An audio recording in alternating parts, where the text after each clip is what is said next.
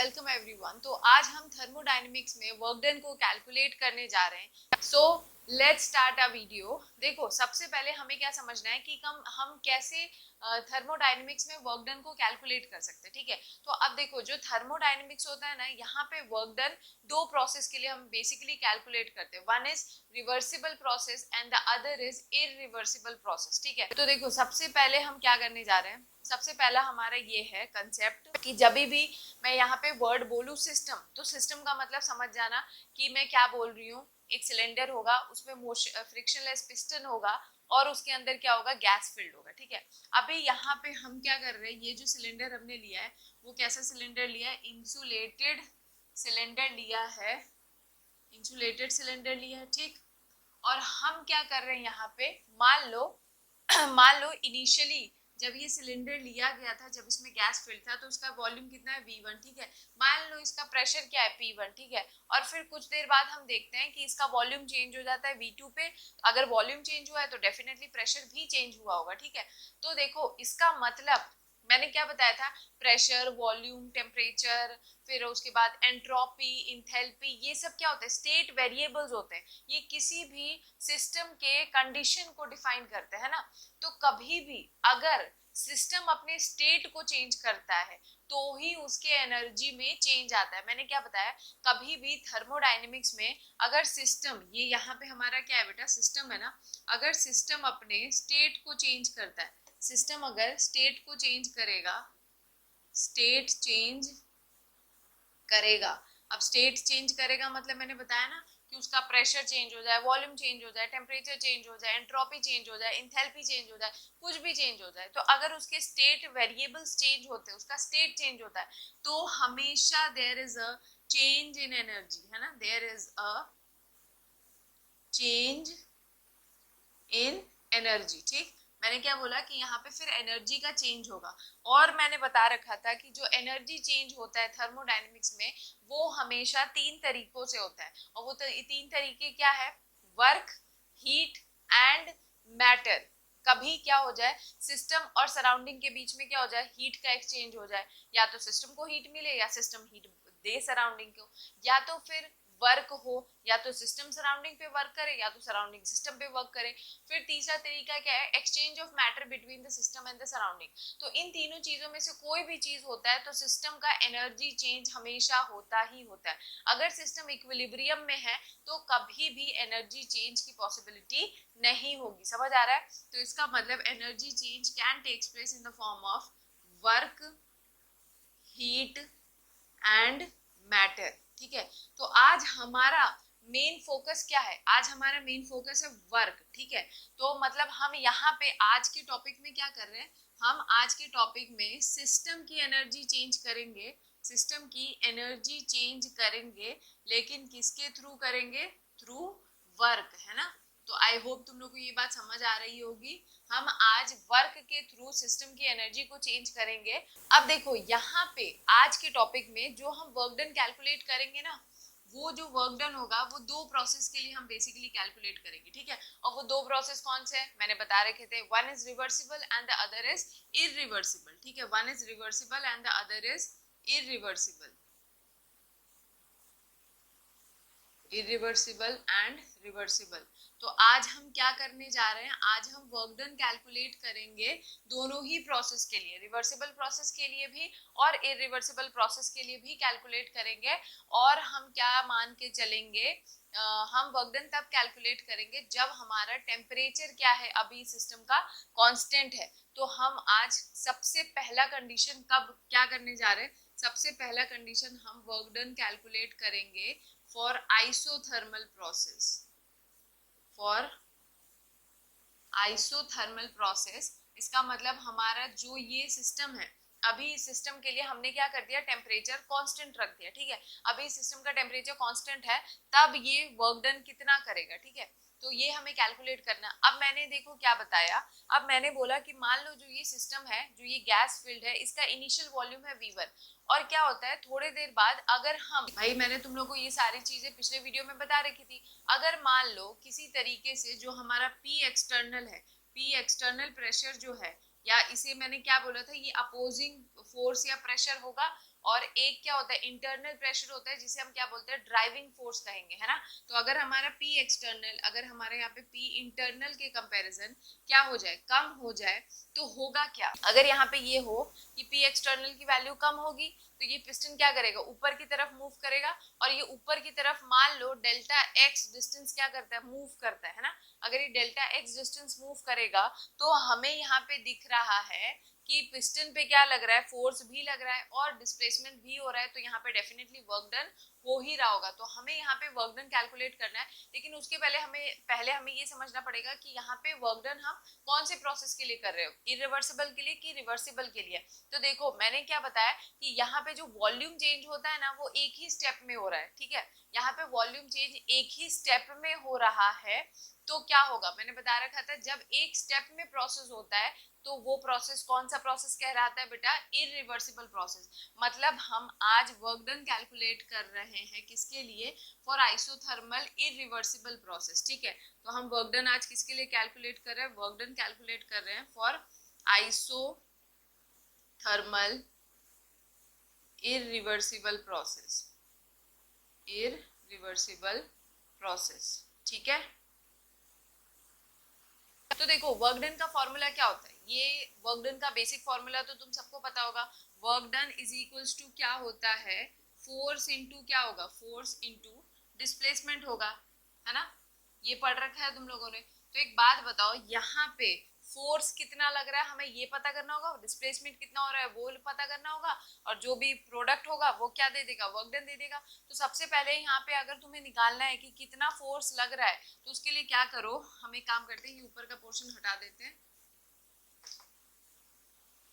अच्छा, अगर कभी भी सिस्टम अपने स्टेट को एक ही बार में चेंज कर ले, सीधा इनिशियल से फाइनल पे अगर पहुंच जाए, तो ऐसे प्रोसेस को मैंने बता रखा था कि ऐसे प्रोसेस में इक्विलिब्रियम सिर्फ इनिशियल और फाइनल स्टेज में ही मिलता है, और ऐसे प्रोसेस को हम लोग क्या बोलते हैं, इरिवर्सिबल प्रोसेस। लेकिन अगर प्रोसेस बहुत धीमे धीमे हो, दैट इज यहाँ पे वॉल्यूम चेंज भी डीवी के बराबर, वॉल्यूम चेंज भी बहुत छोटा हो और प्रेशर चेंज भी अगर बहुत छोटा हो, और हर स्टेज पे अगर हमें इक्विलिब्रियम मिल रहा है, तो ऐसे प्रोसेस को मैंने क्या बताया था बेटा, ऐसे प्रोसेस को हम लोग रिवर्सिबल प्रोसेस कहते हैं, ठीक है।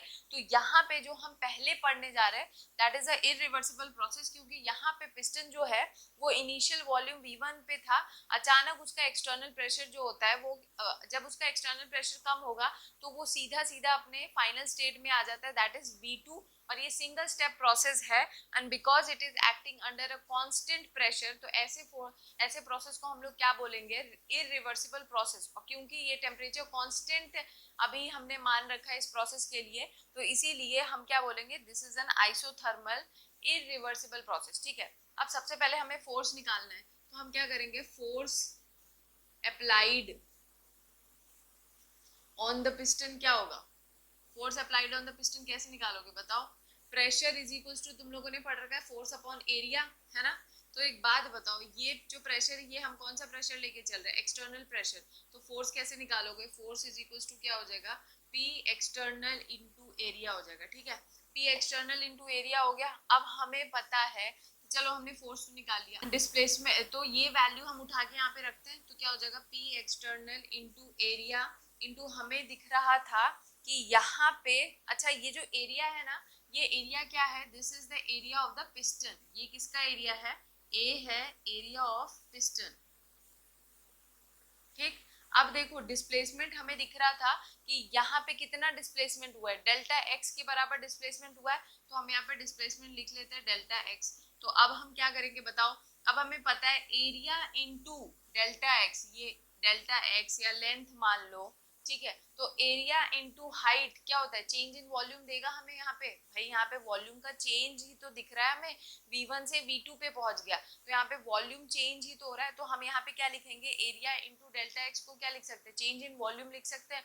क्यों, समझ लो, यहाँ पे देखो एरिया क्या होता है, लेंथ इंटू ब्रेथ, और डेल्टा एक्स मान लो ये क्या है, हाइट, तो length into breadth into height क्या हो जाता है, वॉल्यूम हो जाता है। तो हम यहाँ पे इस चीज को चेंज इन वॉल्यूम लेके चल रहे हैं, क्योंकि इनिशियली वॉल्यूम V1 था, फाइनल क्या हो गया V2, तो यहाँ पे क्या हम लिख देंगे, P external into delta V।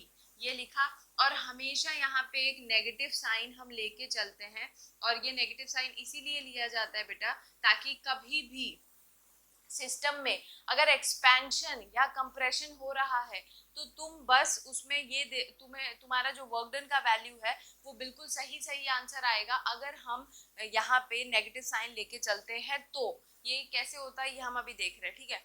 तो इतना बात तुम लोगों को समझ आ गया कि यहाँ पे work done during isothermal irreversible process कैसे कैलकुलेट किया जाता है। कैलकुलेट किया जाता है by multiplying P external into change in volume, और नेगेटिव साइन तुम्हें हमेशा लेके चलना है, ठीक है। अब हमें ये ध्यान देना है कि ये जो फॉर्मूला लगता है ये हमेशा तभी लगता है जब प्रेशर कांस्टेंट रहता है, ठीक है। यहाँ पे प्रेशर क्या है, कांस्टेंट है, ठीक। कभी भी अगर प्रेशर वेरिएबल होता है तब हम ये फॉर्मूला नहीं लगाएंगे। This formula is applied for isothermal irreversible process and when pressure is constant, ठीक है।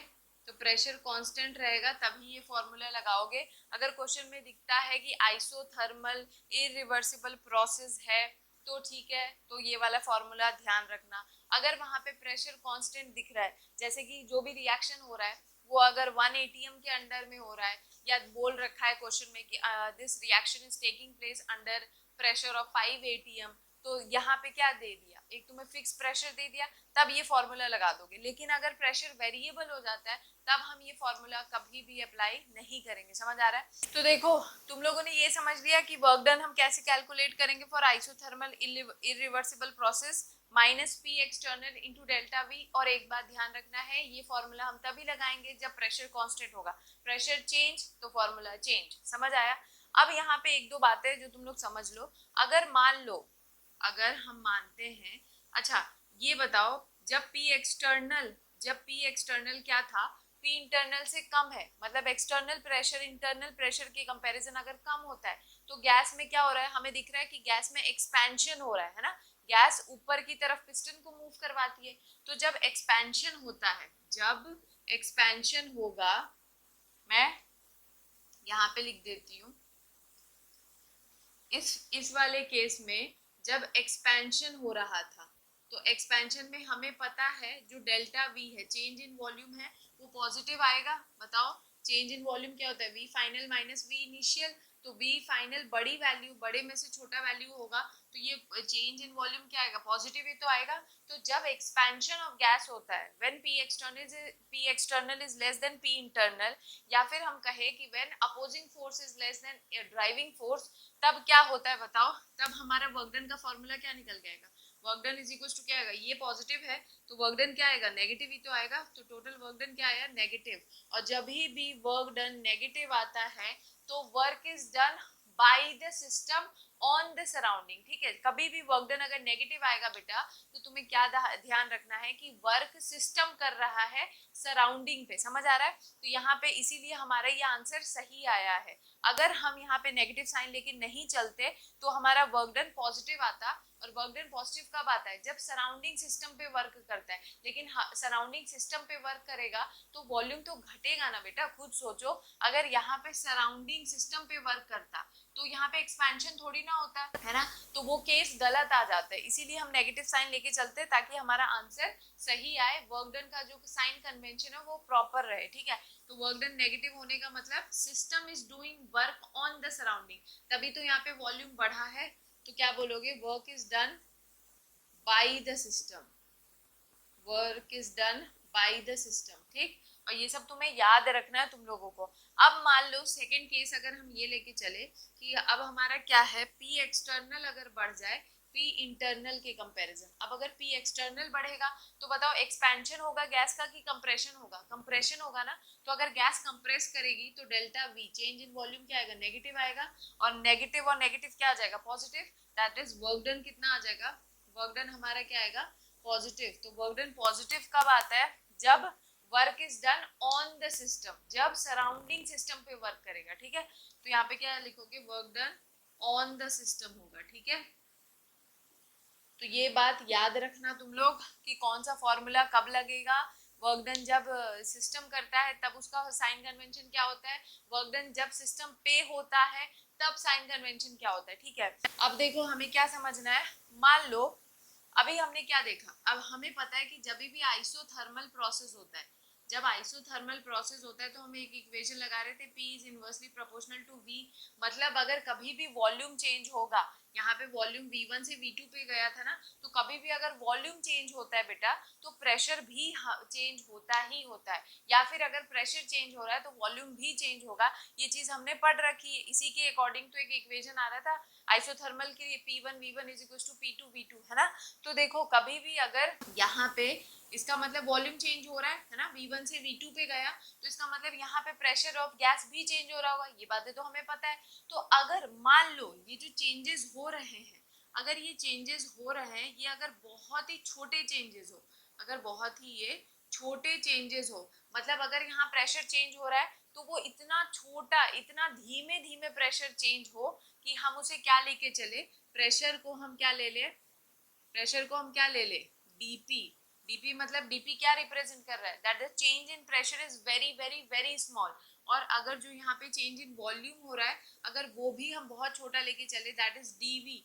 तो ऐसा प्रोसेस, जब ऐसा कोई प्रोसेस जहां पे प्रॉपर्टीज जो है वो चेंज तो हो रहे हैं लेकिन बहुत धीमे चेंज होता है, इस तरीके से कि हर स्टेज पे हमें इक्विलिब्रियम मिलता है। तो ऐसे प्रोसेस को मैंने बताया था अपने पिछले वीडियो में, हम ऐसे प्रोसेस को क्या बोलते हैं बेटा, ऐसे प्रोसेस को हम लोग बोलते हैं रिवर्सिबल प्रोसेस। ऐसे प्रोसेस को हम लोग क्या बोलेंगे, रिवर्सिबल प्रोसेस। तो अब हमें क्या कैलकुलेट करना है, work done for isothermal reversible process. ठीक है, और work done for isothermal reversible process का फॉर्मूला पता है क्या होता है, integration of P external dV minus. ठीक है, ये होता है फॉर्मूला। वॉल्यूम चेंज हम कहाँ से कहाँ लेके चले, V1 से V2 तक ले लो, या फिर V इनिशियल से V फाइनल तक ले लो। ठीक है, तो अब एक बात बताओ, अगर हमें ये फॉर्मूला लाना है, पहले ही मैंने तुम लोग को फॉर्मूला बता दिया, लेकिन अब अगर हमें ये फॉर्मूला डिराइव करना है तो हम क्या करेंगे, क्या हम आइडियल गैस इक्वेशन यूज करके क्या हम प्रेशर को लिख सकते हैं, pressure in terms of volume and number of moles of gas. तो ये क्या हो जाएगा, PV इज इक्वल टू क्या लिखते हैं हम, nRT। तो P इज इक्वल टू क्या हो जाएगा बताओ, P is equal to nRT upon V हो जाएगा। तो ये वैल्यू जरा इस इक्वेशन में पुट करो तो क्या आ जाएगा, work done is equal to क्या होगा, minus integration of nRT upon V dV, है ना। कहाँ से कहाँ तक, V1 से V2 तक। अब हमें पता है n is a constant because number of moles gas के फिक्स रहेंगे, R is a gas constant, T temperature क्योंकि आइसोथर्मल प्रोसेस है वो भी कांस्टेंट है, तो ये तीनों चीजें क्या आ जाएंगी, बाहर आ जाएंगी, minus nRT integration of dV by V, V1 से V2 तक। ठीक है, अब हमने यहाँ तक सॉल्व कर लिया, that is work done is equal to हमारा क्या आ रहा है, minus nRT integration of dV by V, V1 से V2 तक, है ना। तो integration of dV by V क्या देता है, ln V। तो हम इसे क्या लिख सकते हैं, हम कुछ ऐसे लिख सकते हैं, work done is equal to क्या आ जाएगा, माइनस nRT ln V क्या हो जाएगा, V1 से V2 तक। अब upper limit minus lower limit कर दो, तो माइनस nRT क्या हो जाएगा, ln V2 minus ln V1। अब हम इसे ऐसे भी लिख सकते हैं, minus nRT ln V2 by V1, है ना। ये हो गया। अब एक बात बताओ, कभी भी हमें ln को log बेस 10 के फॉर्म में लिखना होता है तो हम क्या करते हैं, उसे 2.303 से मल्टीप्लाई करते हैं, तो हमारा इक्वेशन यहाँ पे क्या निकल के आ जाएगा, work done is equal to क्या आएगा, 2.3 माइनस 2.303 nRT log बेस 10 क्या हो जाएगा, V2 by V1।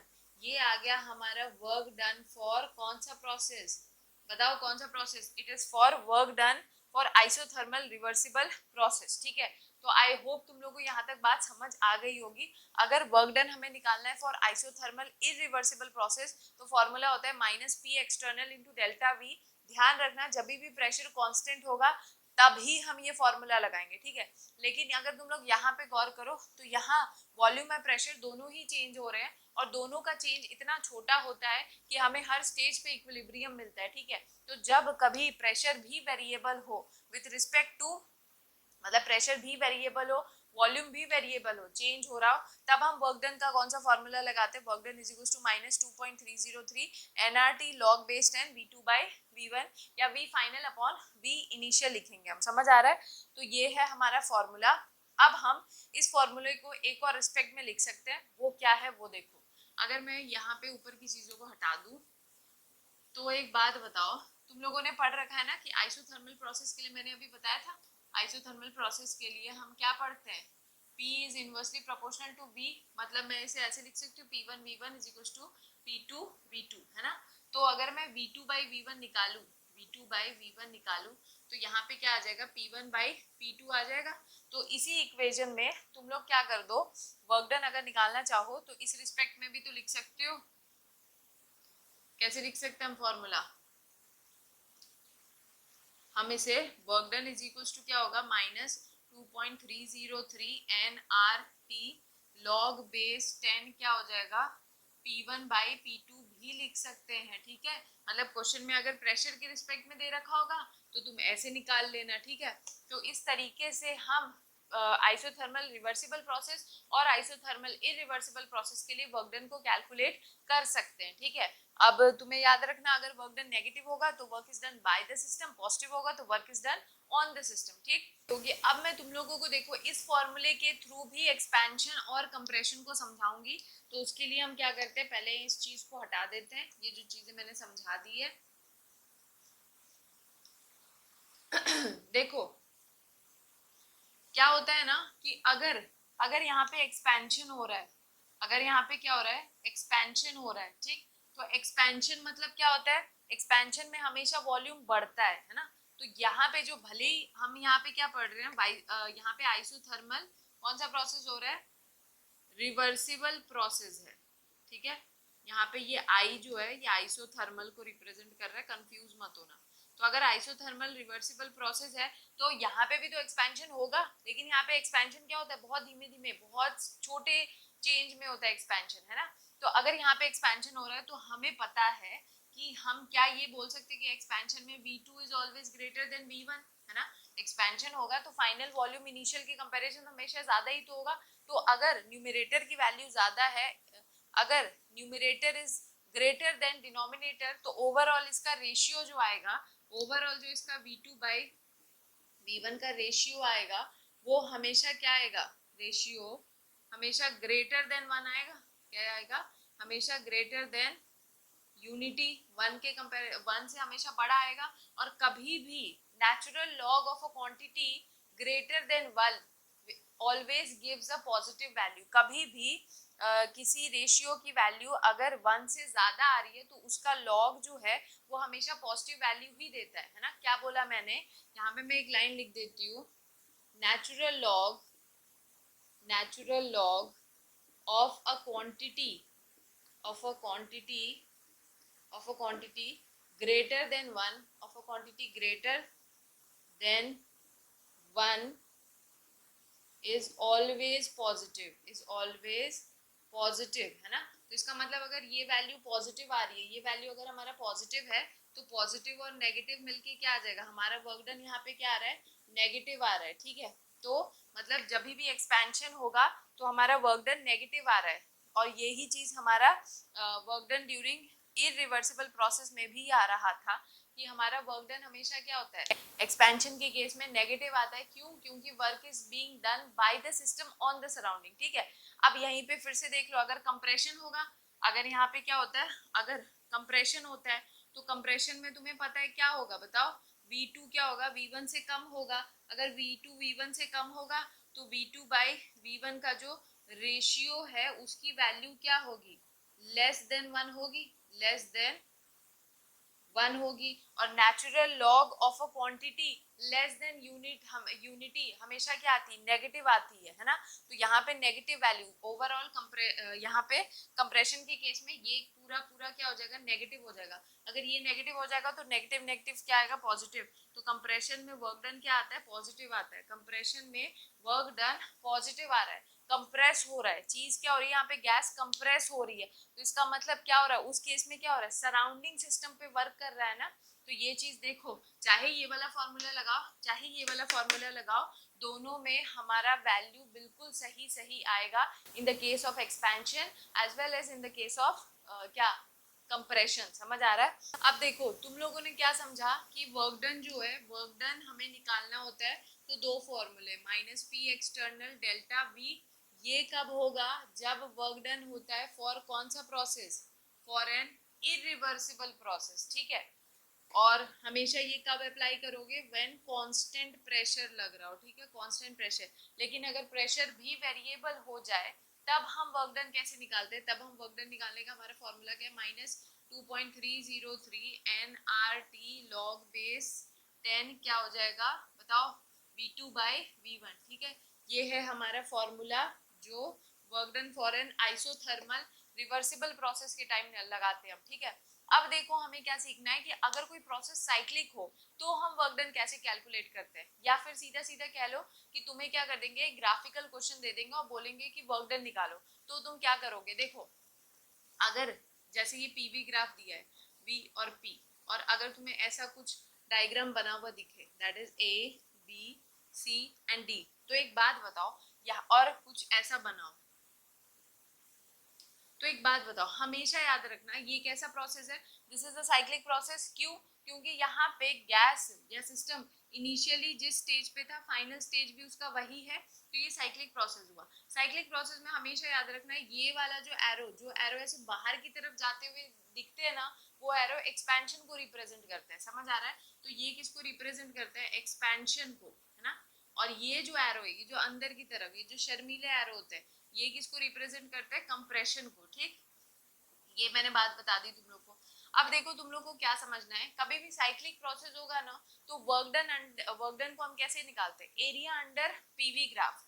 Cyclic process में हमेशा क्या होता है, work done is equals to क्या होता है, एरिया अंडर पीवी ग्राफ, ठीक है। एरिया अंडर पीवी ग्राफ ही हमें क्या देता है, वर्क डन देता है। तो एक बात बताओ, यहाँ पे अगर तुम्हें क्या करना है, वर्क डन निकालना है, तो कैसे निकालोगे, यहाँ पे जो भी एरिया अंडर पीवी ग्राफ आएगा वही क्या दे देगा, वर्क डन दे देगा। अब यहाँ पे हमें समझना होता है कि वर्क डन हमारे यहाँ पॉजिटिव आएगा कि नेगेटिव आएगा। तो एक बात बताओ, अगर तुम लोग यहाँ पे देखो तो ये वाली लाइन क्या है, एक्सपेंशन को रिप्रेजेंट कर रही है। अगर मैं इसके अंदर का एरिया देखूं तो एक्सपेंशन के अंडर का एरिया ज्यादा है एज कंपैरिजन टू कंप्रेशन। ये वाला लाइन किसको रिप्रेजेंट कर रहा है, कंप्रेशन। तो इसमें जो ये एरिया है ये इसके कंपैरिजन क्या है, कम है। तो एक बात बताओ, यहाँ पे कौन ज्यादा डोमिनेट कर रहा है भाई, सीधा मतलब मैं सिर्फ समझाने के लिए बता रही हूँ कि यहाँ पे एक्सपेंशन का एरिया ज्यादा है ना, इसका मतलब गैस यहाँ पे कंपैरेटिवली क्या कर रहा होगा, एक्सपैंड कर रहा होगा। तो एक्सपेंशन के केस में हमेशा क्या होता है बेटा, वर्क डन जो होती है वो नेगेटिव वैल्यू आती है, वो नेगेटिव आती है। तो इसका मतलब यहाँ पे जो भी वैल्यू आएगी, जब भी तुम्हें क्वेश्चन दिया होगा तो यहाँ पे वर्क डन का वैल्यू हमेशा नेगेटिव रखना, सिंपल सीधा। अगर यहाँ पे कंप्रेशन हो रहा होता है ज्यादा, तो कंप्रेशन के केस में क्या होता है, वॉल्यूम डिक्रीज होता है। वॉल्यूम डिक्रीज मतलब डेल्टा वी हम क्या लेते हैं, नेगेटिव, और नेगेटिव नेगेटिव एक साथ मिलके क्या हो जाता है, पॉजिटिव। तो उस केस पे वर्क डन क्या आ जाता है, पॉजिटिव, ठीक। लेकिन यहाँ पे क्योंकि एक्सपेंशन हो रहा है तब हमारा डेल्टा वी पॉजिटिव होता है, और पॉजिटिव नेगेटिव क्या आ जाएगा, नेगेटिव। इसीलिए हमेशा याद रखना, साइक्लिक प्रोसेस में area under PV graph will give work done,